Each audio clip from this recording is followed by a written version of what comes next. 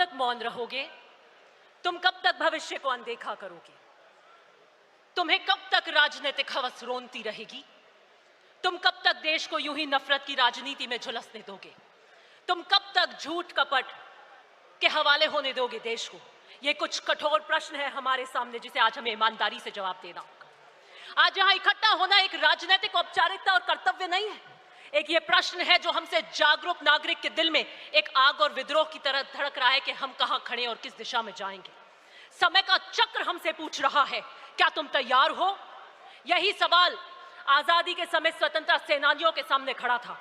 यही सवाल 1971 की जंग में सैनिकों के सामने खड़ा था, और आज 2025 में यही सवाल हमारे सामने पुनः खड़ा है। राष्ट्र की चेतना एक निर्णायक मोड़ पर खड़ी है, जहां पर संघर्ष धर्म है, संकल्प हमारा कर्तव्य है, और मैं आपको कहना चाहती हूं, मौन अपराध है। हमें तय करना है कि हम इतिहास के दर्शक बनेंगे या उसके निर्माता। भारत एक ऐसे मोड़ पर खड़ा है जहां दीप बुझने लगे हैं, संकल्पों की आस्था दरकने लगी है, मंचों पे से आदर्शों के भाषण के पीछे आत्मा मौन होती जा रही है। बदलता स्वरूप राजनीति का ऐसा प्रतीत होता है जैसे मानो एक मृत तृष्णा बनती जा रही है, जहां पर हर कोई दौड़ रहा है लेकिन पानी कहीं नहीं है। हमारे सामने भले ही बंदूक और बारूद की चुनौती आज खड़ी नहीं हो, लेकिन यह समय कम खतरनाक नहीं है, और हमें तय करना है कि आने वाले इसमें हम इस संघर्ष की आवाज बन पाएंगे कि नहीं बन पाएंगे। साबरमती के किनारे अहमदाबाद की सरजमीन पर खड़े होकर मैं सोचती हूं कि अगर गांधी जी हमारे बीच होते इस अधिवेशन में तो क्या सोच रहे होते। मुझे लगता है वो इस नए भारत को देखकर फफक फफक कर रो रहे होते, और वो कहते हैं कि वो भारत नहीं है जिसे मैंने देखा हो। इस भारत को देखकर उनका मन बहुत व्यथित होता। वो देख रहे होते कि किस तरीके से किसान आज हताश है, उसके चेहरे पे उनको झुर्रियां दिखती हैं। किस तरीके से मजदूर जो अपने हाथों की चोट लिए उम्मीद का संगीत बजाता है, आज उसको किस तरीके से हताश पे कर रखा है। नौजवान किस तरीके से उसकी आंखों में निराशा है, जो अपने अवसरों के अभावों में अपने सपनों को कुचलते हुए देख रहा है। उस मां की चीख है, उस स्त्री की वेदना है। आज का संघर्ष संविधान बना तानाशाही का है।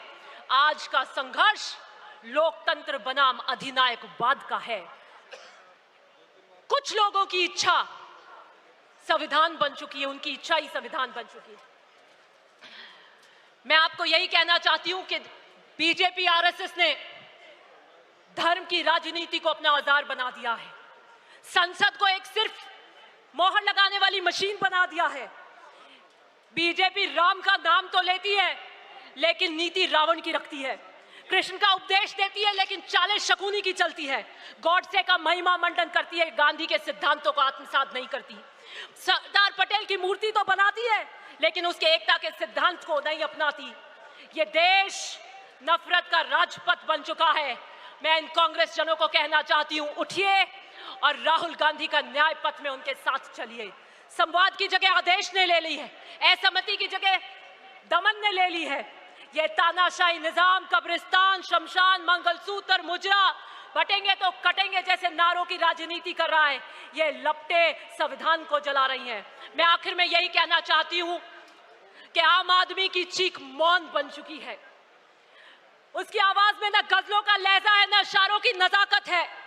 उस मां की चीख जिसने अपने बेटे को सांप्रदायिक हिस्सा में खोया है।